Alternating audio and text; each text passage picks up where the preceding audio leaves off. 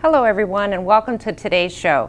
Today's show is entitled Pillars of Health and we're going to be covering Supplements 101. And my name is Susanna Chapman. I'm a district manager for Ritzman Pharmacies, overseeing the management of our Rittman and our Wadsworth store. And for anybody that is not familiar with Ritzman Pharmacies, we are an independently owned local community pharmacy. And we have been serving the community of Wadsworth for over 50 years. And with me on today's show is John Fumey, Vice President of Retail Operations and Natural Products. And today, John and I are going to be discussing supplements. So hopefully in today's show, we'll be able to answer some of those questions that are on your mind about supplements. Why would you take one? What are you going to be looking for? And with all those choices out there, what are the top ones to go for? So the first question anyone's going to ask, John, is why take supplements? That's a great question. It's certainly one that absolutely needs to be answered in regards to everything we see in the media and saying, hey, you should take this for this particular condition or that for more energy or weight loss or what have you. But the true reason for taking supplements goes back to what I call the standard American diet. And I like to refer to it as just being sad. And with our busy schedules and the most of us don't eat correctly, and also in regards to the nutritional value of many of the foods that we eat. And so many of those highly processed foods that we consume just are not as nutritious as, of course, having the necessary servings of fruits and vegetables and things of that sort. So there lies the primary reason is just because of the diet. In addition, we're exposed to a tremendous amount of stresses in our lives. Yeah. And stress, although it is a overused word, does have some ramification on health. And quite often, due to the amount of stress, can lead to disease, but it can also deplete a lot of our nutrients, and thus another reason for taking supplements.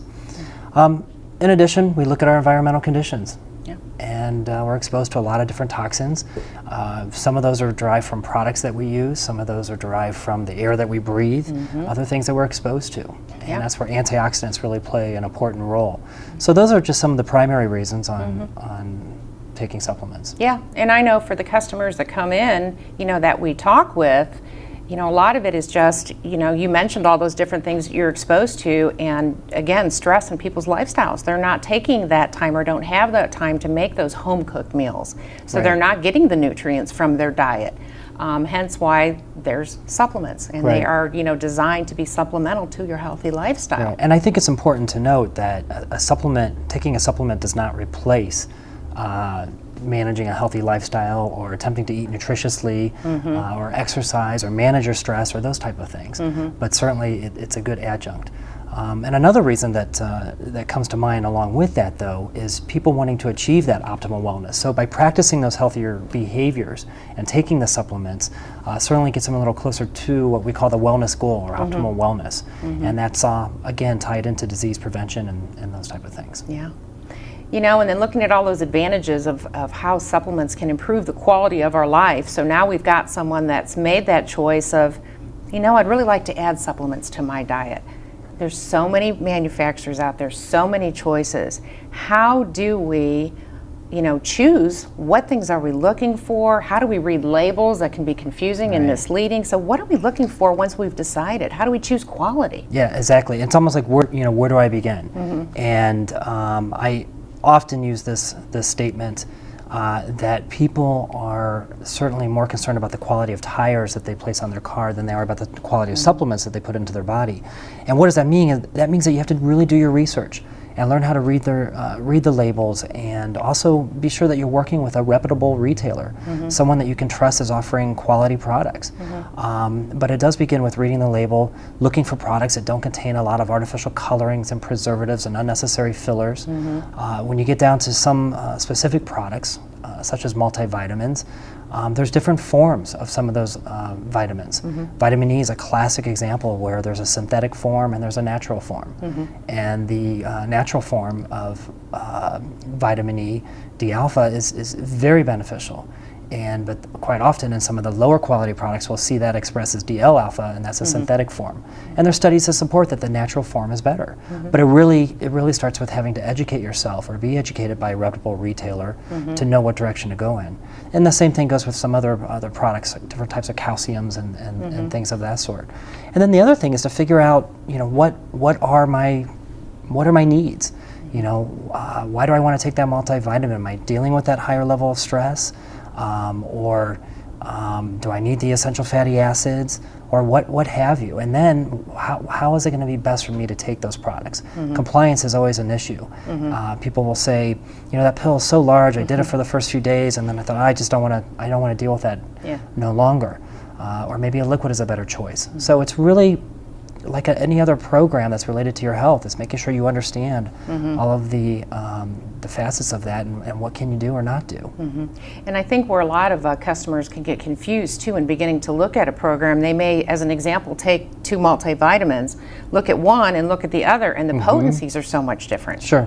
You're looking at 100% of, let's just say, a B vitamin in one multi, and you've got 3,000% in another. So talking a little bit more about the recommended daily allowance. Right, and that is really important. That's when you are reading the labels and you're seeing those higher percentages of the recommended daily allowance, and those are actually established by the federal government through the Institute of Medicine, and all geared toward preventing a nutrient deficiency disease from occurring. So with vitamin D, that would be rickets or things that we really don't see a lot of today. But some of those are actually currently being analyzed to see if they can't be raised because of the other disease-preventing qualities that many of these nutrients have. But that is part of it too. So, and then it ties back into that optimal wellness and saying, I want a higher percentage of vitamin C because I want to make sure that I'm preventing colds from occurring or reducing my sensitivities to allergies and things of that sort. And so that higher amount will be found in that particular product. So that's why there's a lot of differences, and it does absolutely go back to just reading the label and understanding what those differences are. Yeah. And other things which you had mentioned before too, when you're looking for that quality, it's also, you're looking for the potencies, you're looking for what that vitamin contains, but you also want to know what that vitamin should also not contain. So that's those fillers, binders, artificial colors. A lot of people have allergies, so looking for formulas that maybe are wheat-free, gluten-free, corn-free, soy-free. Exactly. So looking, as you said, really going by your needs and really it's doing your homework. Right, making sure there's full disclosure of all those ingredients. Yeah. So now, we've decided, okay, we'd like to do supplements. We kind of know what we're going to look for in a supplement. Now it's like, where do we begin? Where do we start? And when we work with customers, we kind of have a pillars of health, a foundation of what people should begin to look at when building their house, building their foundation of good health. And that first one starts with that basic multivitamin. Right. Right, and even the Journal of American Medical Association back in 2002 and still states this, that everybody should at least be on a basic multivitamin. And the driving reason for that is, again, it goes back to our quality of the foods today and the need for those nutrients in order to prevent disease. So that's what we would call the first pillar there to start, and as far as a program. Yeah, and I think what's important about starting with a basic multi, because I do think that sometimes people can get overwhelmed with information and they start to piecemeal. A little of this, a little bit of that, a little bit of this. And a multivitamin, the manufacturers design them so that they work together and they have the right potencies inside of their working together. Right. So it is that first piece of that building block. Exactly. And you've chosen your multivitamin in the form that works for you, what works for the needs that you're looking at. So your next one is calcium and magnesium. So looking at those two together. Right, and that would be the perfect add-on product, I guess. And calcium, as I mentioned briefly, comes in a lot of different forms. And what we need at certain stages in our life changes. And so one of the most inexpensive forms of calcium and one of the most popular forms is calcium carbonate. It's also what many people find in their Tums, and so quite often they're told, take Tums for your calcium source. But what calcium carbonate does is, first of all, it is really good for people still undergoing bone development. It's still highly absorbed during that process. But then later in life, as we grow older, the amount of hydrochloric acid, and that's in our stomach to help break down foods, is decreased, and calcium carbonate also goes in there and neutralizes that, and so that calcium is not absorbed, and so it's not the best choice for those that are no longer undergoing bone development. And there's different forms, and that's when you get into the calcium citrates. There's other, even what we call a microcrystalline hydroxyapatite, and that's a mouthful, to say the least, but is absolutely a better form of calcium. And so that, again, that goes back to reading your labels and knowing and understanding what the different ingredients are. The magnesium component is extremely important because a good majority of us are deficient in magnesium, and again, it's because it's no longer found in high amounts in many of the foods that we consume. And magnesium has just been exceptional for assisting people to relax, have a better night's sleep. Those with chronic fatigue syndrome, fibromyalgia, helps to relax the muscles. And so, and then I think everybody's just aware in general that calcium specifically, and in addition magnesium, are excellent just for bone health. So it's calcium in and of itself is one of those products that the government has said this is, we definitely support the intake of 1,000 milligrams per day, and some of that's adjusted based on your age group. But that statement is out there to say it's going to absolutely help with bone health. And I think another important thing for customers to be aware of, and I think, back in the day, calcium was known as the woman's supplement, but it's just as important for men. Oh, absolutely. To be taking for the that. prevention of osteoporosis. And that's exactly why the government recommends that. Yeah. So, and it's also important for children. Yeah. What we find too, there's some good information out there that is describing the high consumption of sodas. And the amount of phosphorus in the sodas is actually depleting calcium. And so it used to be, you don't really need a calcium supplement until later in life, and now it's actually being recommended. Some pediatricians are actually recommending it to children. Yeah. As you mentioned before, our diet just isn't as optimal It's as just it not used as to be. optimal as what it was. Yeah. Now the next one is one of my personal favorites, and that is essential fatty acids. Sure. It's just a category, known as those good fats. We don't produce them. Essential fatty acids, I think, is a big part of this pillar formation. Yeah. Also known as your omega-3s, your fish oils, a lot of different names there. Certainly good for the heart. That's the government stamp of approval for essential fatty acids. Essential because the body doesn't produce them on its own. Yeah.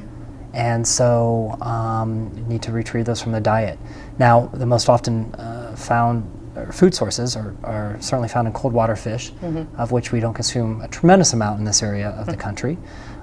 So supplementation is a decent choice there, and it's also extremely good for the skin, a lot of the different skin conditions. I think quite often people fail to understand or recognize that the skin is an organ as well, so requires some pampering. Great for brain health. So we see a lot of essential fatty acids being used specifically for children and adults, I guess, in regards to attention deficit disorder, as well as the hyperactivity component along with that. And then good for pain and inflammation. So people dealing with joint pain, those type of conditions, your essential fatty acids help with reducing that. So absolutely, and I can see that it's a winner for sure. Comes in a lot of different forms, and that's years ago it used to come just basically in a liquid form and the smell of the fish oils, but now you have it in the soft gels and it's been flavored and there's chewables available and a lot of different choices. Yeah, you're right. Manufacturers have come a long way with fish oil because I think a lot of customers, once they realize and know there's a great benefit to taking their omegas, are always concerned about that fishy taste or the burp up or any type of thing like that. But with the processing and just the quality of ingredients that are being used, and as you said, there's so many different forms out there now. Right. There's, as you said, there's liquid, there's chewables, there's effervescent, there's all kinds of ways to take it. So easy to get into the diet. Yeah, absolutely. And then our last one is a big category, but really very important, especially for our lifestyles, and that would be antioxidants. And explain to us, John, about antioxidants. I mean, it's kind of a catchphrase these days, but what does antioxidants mean, and what do they do for us? Right. Well, antioxidants, and to your point, it's a very popular term used, but I'm not sure people always understand what products or supplements fall under the antioxidant category per se. And antioxidants, I best describe it for those of us living here in Northeast Ohio. After the winter time, we look at our car and go, wow, look at all that rust from the salt on the roads. That's the oxidation process. And well, the same thing unfortunately happens in our bodies with our